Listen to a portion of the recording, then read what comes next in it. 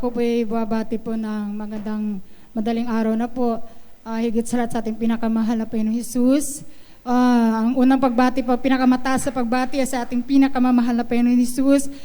Dobleng pagbati po sa ating iginagalang na mahal na Pastor Will Estrada Almeida, and also to our beloved Assistant Pastor Lina C. Almeida, and to their beloved children. At ganun din po minamahal, ako po babatiin ng magandang madaling araw na po sa ating beloved preachers. Sa inyo po mga minamahal, mga baguhan, ako po babatiin ng magandang umaga na rin po. Nais ko pong pasalamatan ng mahal na Panginoon Jesus. Muli po na pasalamatan kong mahal na Panginoon ngayong umagang ito, minamahal.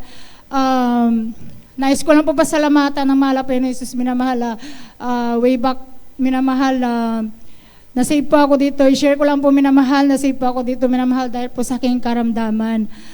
Bali po, nauna pong nasave dito yung aking mga magulang, minamahal. Sila po may mga karamdaman din po, minamahal. Glory to God po. Sa dako po ng Zamboanga, doon po nasave ang aking beloved na papa, aking beloved mama, minamahal. Nakita ko po sa kanila, minamahal, paano po sila pinagaling ng pinakamamahal na Panginoon Jesus. Ang aking mahal na ina, minamahal, ay siya po may sakit sa puso. Bat din po siya ng, may mga bisyo din po siya, minamahal.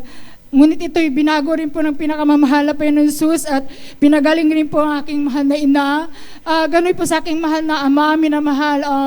Siya rin po may karamdaman, high blood po siya, diabetic. Andiyan po minamahal, nakita po namin, nangingitim po yung binti niya. Pero alam niyo po, himala ng mahal na minamahal. Nung siya po pinautismahan, minamahal, talagang instant po yan, minamahal. Nakikita namin na luminaw na po yung binti niya, minamahal. Hallelujah. Amen. Praise the Lord. Glory to God. Hallelujah. Nais ko pa salamatan, minamahal. Hindi pa ako na-save dito, minamahal, sa matatamis na panalita. Dati rin po ako, nadako rin po ko sa iba-ibang sekta, ngunit minamahal, wala pong kagalingan ng aking karamdaman. Ako po'y sumama sa aking mga magulang dahil po may karamdaman po ako, minamahal. Nandiyan yung aking skin allergy.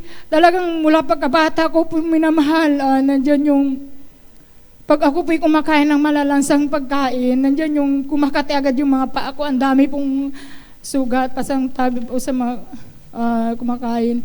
Nandiyan minamahal, halos nabubulok po yung dalawang paa ko, puro sugat. Ako po papasok sa school na binababa po ako ng aking mahal na ama kasi hindi ko po maapak yung aking mga paa dahil may mga sugat. Ngunit po minamahal, kung nung ako po ibinautismuhan mula noon hanggang ngayon, hindi na po yan bumalik, minamahal na aking allergy na yan, minamahal. Hallelujah. Lahat po ng pinagbawal ng doktor na bawal to, bawal kakainin. Ngayon minamahal, kinakain ko na po lahat. Glory to God, wala na pong karamdaman na yan. Ganun din po minamahal. Pinagaling rin po ako ng pinakamahal po sa akin na kidney trouble.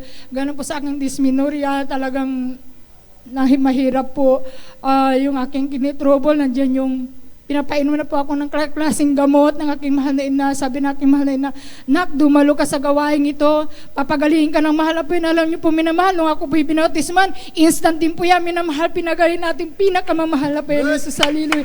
Glory, glory to God. Nais ko rin po salamatan, minamahal. Last month nang po minamahal, aking beloved husband po, dito na rin po ako binigyan ng malapinan ng aking mga kasama sa aking buhay. Last month po minamahal, hindi niya po ito napatotoo kasi yung beloved husband ko po medyo mahihain po yan.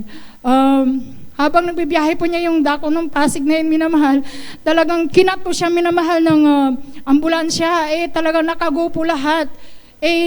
Ang ginawa niya lang po, wala na po siyang, nag-break na lang po siya, minamahal. Ang nangyari po, minamahal, talagang sumimplang po siya, lumipad po daw siya, minamahal, talagang nadaganan po siya, minamahal, ng motor niya, minamahal. Pero yung pag-iingat ng mahal na Panginoon, hallelujah. Talagang hindi po siya nasundan ng mga sasakyan, minamahal, kasi mabilis po, talaga nakago po, minamahal. Gumapang po siya, minamahal, umano po siya ng lugar na hindi po siya masasagasaan. Glory to God. Alam niyo, pinamahal, tinulungan po siya mga taong bayan doon, dinala po siya sa malapit na hospital. Ang kabutihan ng mahal na minamahal, in-x-ray po siya, may kunting galos po siya sa binti, sa dibdib. Pero po nang x-ray siya, sabi ng doktor, wala naman pong fracture sa dibdib niya kahit na sumubsob siya. Glory to God. Hallelujah ng pag-iingat ng mahal na Panginoon. Yes ko po pasalamatan, minamahal, aking mahal na anak, aking beloved daughter, siya po yung fourth year college sa po ngayon, minamahal. Last week po ay kanilang enrollment. Sabi ko, anak, huwag kang problema ng sa tuition mo kasi ang mahal po nun talaga, great provider po yan. Sabi ko, minamahal, alam niyo po, minamahal, talagang paglabas po ng kanya mga grades, talagang dance list po yan, minamahal. Talagang fully scholarship na po siya ulit, minamahal. Ngayon, fourth year siya, minamahal. Wala pa kami binabayad ni piso po, minamahal. Ang dagdag na bonus ng mahal po nun, hindi lang po isang scholarship niya minamahal, isa, dalawa, tatlo pa po ang binigay ng mahal po nun. Hallelujah, glory to God, glory to God. Ako po yung nagpapasalamat, minamahal, na dati-rati sa paglilinis ng mahal na po yun. Nandiyan po yung bahay po namin minamahal, na munting tahanan namin minamahal. Pag yan po umuulan, minamahal, talagang grabe po ang tulo niya. Naglalagay pa ako ng maraming tabo. Pero kahabagan po ngayon, minamahal, binigyan na po kami ng maayos ng bahay ng mahal po yun. Bonus na rin po yung paupahan, minamahal. Hallelujah, thank you so much, there is Jesus. Kaya dagdag pasalamat, minamahal, kami po alay po ng wait